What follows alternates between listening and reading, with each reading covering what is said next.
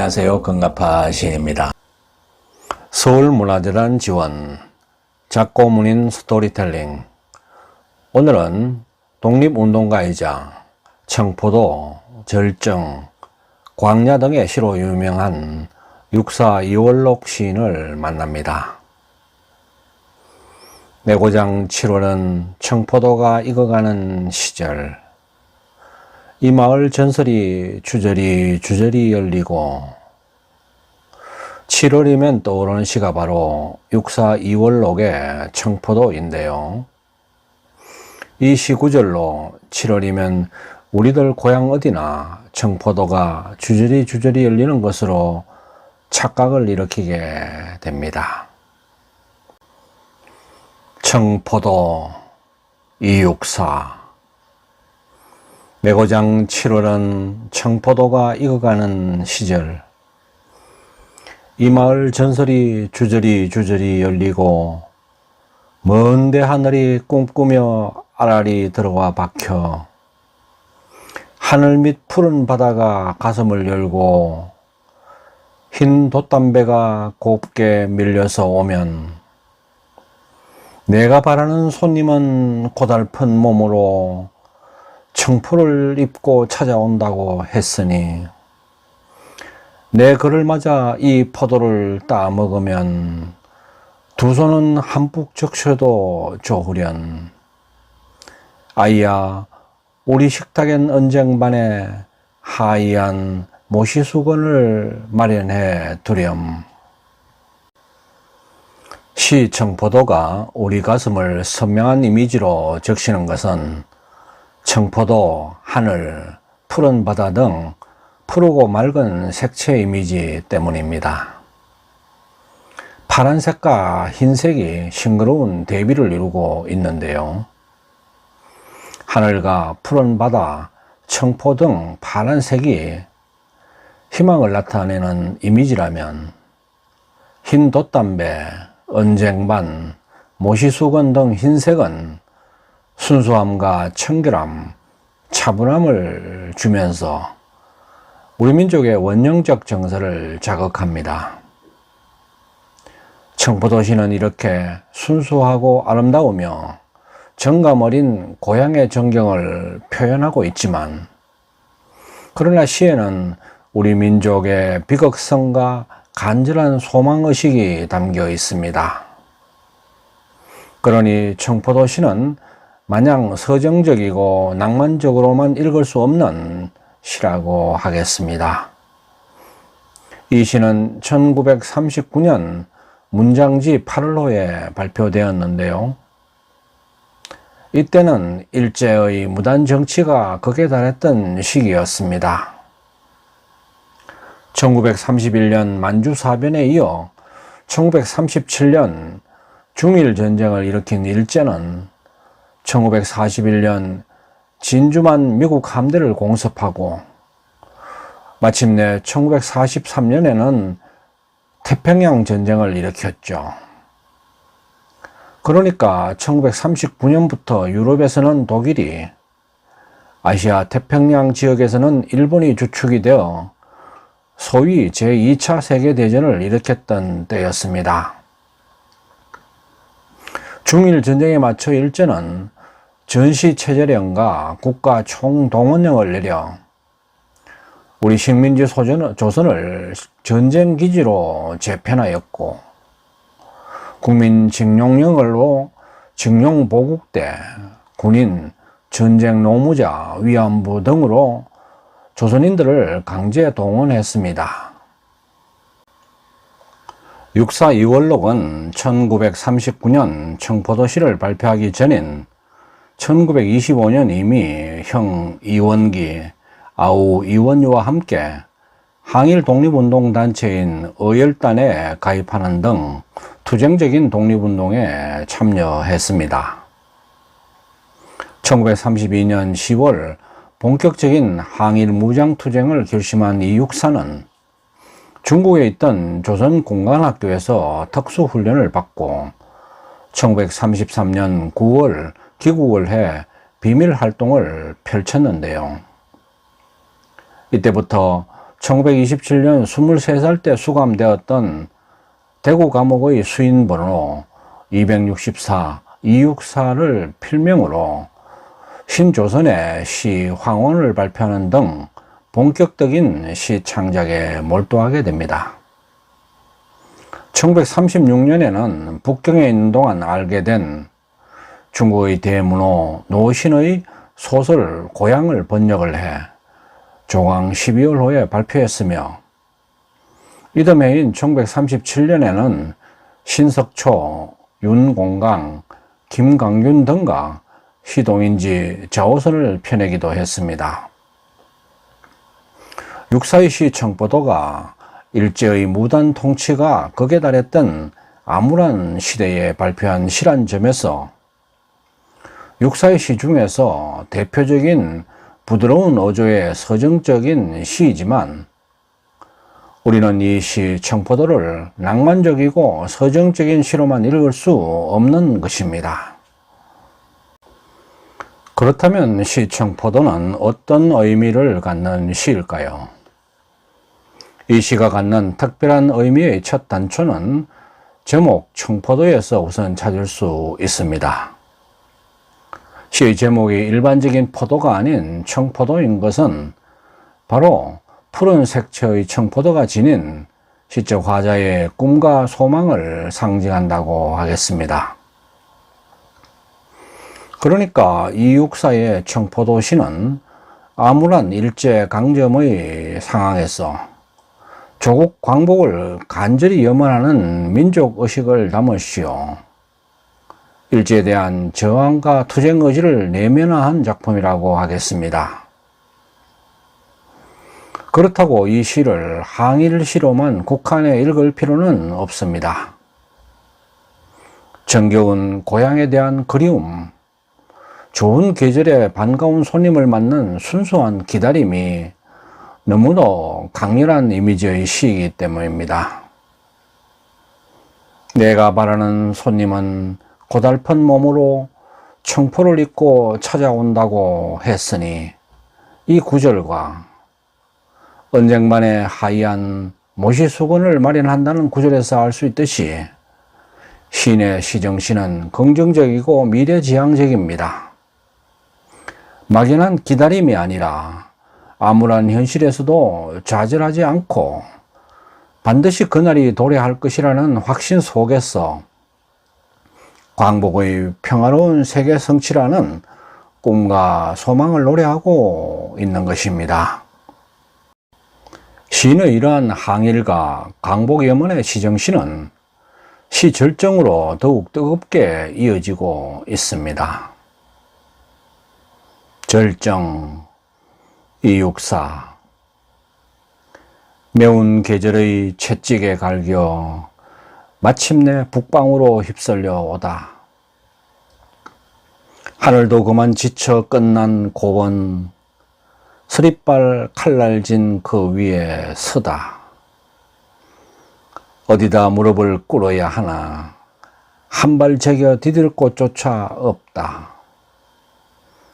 이름에 눈 감아 생각해 볼 밖에 겨울은 강철로 된 무지개인가 보다. 매운 계절의 채찍이 일제의 무자비한 탄압을 비유했다면, 서릿발 칼날진 그 위에 서다는 표현은 그로 인한 고통과 시련의 한계 상황을 상징합니다. 어디다 무릎을 꿇어야 하나, 한 발 제겨 디딜 곳조차 없다는 3년의 진술은 이러한 한계 상황을 더욱 극적으로 표현합니다. 하지만 시인은 이러한 극단의 한계 상황을 절정에 다다른 꼭지점으로 읽고 있습니다. 올 때까지 왔다는, 이제는 내려가는 일만 남았다는 광복의 희망과 다가오는 계절의 봄을 암시합니다. 암울함의 극단인 절정의 꼭지점에서 만나는 희망의 빗줄기이기에 겨울은 희망의 봄으로 이어주는 무지개가 되는 것입니다. 겨울은 강철로 된 무지개라는 이 마지막 구절은 바로 이를 말하는 것이며, 어떠한 극한 상황에서도 굴하지 않는 희망을 노래하고 있는 것입니다. 겨울은 강철로 된 무지개라는 은유적 표현에서 우리는 겨울 같은 엄혹한 상황도 결국 이겨낼 수 있는 희망의 무지개임을 인식하게 되는 것입니다. 그것도 허상의 무지개가 아니라 강철로 된 끊어질 수 없는 실체적 무지개임을 깨닫게 해주는 것입니다. 광야 264.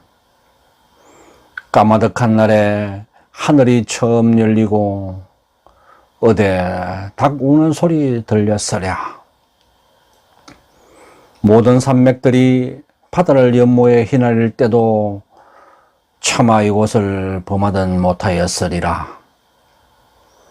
끊임없는 광음을 부지런한 계절이 피어선 지고 큰 강물이 비로소 길을 열었다. 지금 눈 내리고 매화 향기 홀로 아득하니 내 여기 가난한 노래에 씨를 뿌려라. 다시 청고의 뒤에 백마 타고 오는 초인이 있어 이 광야에서 목 놓아 부르게 하리라. 시 절정과 함께 이육사 시의 백미로 친송받는 시 광야입니다. 절정이 비극적 한계 상황을 시로 형상화했다면 광야는 소망의 웅장한 발현을 보여줍니다. 첫 행에서 사명까지는 태초 이래 그 무엇도 범하지 못했던 신성한 이곳, 바로 우리 삶의 터전인 우리 국토의 평화로움과 아름다움을 노래합니다. 그러나 사행에 이르면 그 평화로운 국토에 눈이 내리고 매화 향기만 홀로 아득한 암울한 상황으로 전환됩니다. 일제에 고통당하는 우리 민족의 현실과 애국지사들의 고군분투를 상징하고 있죠. 내 여기 가난한 노래에 씨를 뿌린다는 구절은 그러한 암울한 상황 속에서도 절망하지 않고 정화의 정신, 희망의 빛을 심겠다는 다짐이요 절규입니다. 마지막 예는 바로 그러한 암울하고 불확실한 상황을 이겨내는 백마 타고 오는 초인의 도래를 확신하면서 강복의 도래로 자유와 평화를 만끽하게 될 것이라는 간절한 염원과 확신 의지를 담고 있습니다. 내일 지구에 종말이 온다 해도 한 그루 사과나무를 심겠다고 한 스피노자처럼 매화 향기만 아득한 엄혹한 겨울 땅에 가난한 씨를 뿌린다는 의지와 그렇게 하여 후세인들이 목 놓아 봄을 노래하도록 하겠다는 강복의 확고한 믿음, 바로 이것이 이 시가 갖는 문학적 위상이며 국민들로부터 영원히 사랑받는 이유라고 하겠습니다. 1925년 형 이원기, 아우 이원유와 함께 대구에서 어열단에 가입한 육사 이월록은 1927년 장진홍의 조선은행 대구지점 폭파 사건으로 투옥된 이후 1929년 광주 학생운동, 1930년 대구 경문 사건 등에 연루되어 모두 17차례의 옥고를 치렀습니다. 검은 그림자 쓸쓸하면 마침내 호수 속 깊이 거꾸러져 차마 바람도 흔들진 못해라. 자신을 교목에 비유, 중국을 오가며 항일에 앞장섰던 육사는 1943년 잠시 서울에 왔다가 일경에게 체포되어 베이징으로 송치되었는데 조국 강복을 눈앞에 둔 1944년 1월 16일 41세를 일기로 베이징 감옥에서 생을 마쳤습니다. 일제 한간은 독립운동으로 목숨까지 던지는 이러한 강렬한 저항의식은 태계 이황의 후손으로 이어져 온 대의명분을 중시하는 가문의 선비정신에 그 뿌리가 닿아 있다고 하겠습니다. 이육사는 독립운동가요 시인으로 널리 알려져 있지만 그 외에도 소설과 수필, 문학평론, 일반 평문, 번역, 그림 등 다양한 분야에서 작품 활동을 전개했습니다. 특히 육사는 문단의 어느 유파나 동인에 가담하여 작품 활동을 하지 않았습니다. 그는 시인이기 이전에 전 생애를 조국 독립투쟁에 바친 지사였기에 문단 활동에 참여할 정신적 겨를이 없었던 것입니다. 또한 중국 문학을 아우르는 육사의 시색에는 어느 시인에게서도 찾을 수 없는 시의 공간을 확보하고 있으며 그만큼 우리 근대 시사에서 독특한 경지를 개척했다고 하겠습니다. 작고한 지 2년 만인 1946년 10월 동생 이원조에 의해 유고시집 육사시집이 간행되었고 1971년 발간된 광야에 이르러 미확인 작품 등 육사의 문학이 총망라되었습니다. 1981년 시와 산문을 총정리한 광야에서 부르리라가 출간되었고 1986년에는 이육사 전집이 간행되었습니다. 1968년 안동시 입구에 세워졌던 시비는 1978년 안동댐 민속관광촌 입구로 이전되었고 1983년에는 고향 도산면 원촌리에 청포도 시비가 세워졌습니다. 눈 내리는 암흑기, 다시 천고의 뒤에 백마 타고 오는 초인을 굳은 신념으로 기다리며 매화향기처럼 살았던 민족시인 육사 이원록. 강렬한 저항의 의지로 꺼지지 않는 민족의 의지를 장엄하게 노래한 그의 시와 더불어 그의 정신은 오늘 또 우리들 가슴을 뜨겁게 달구고 있습니다.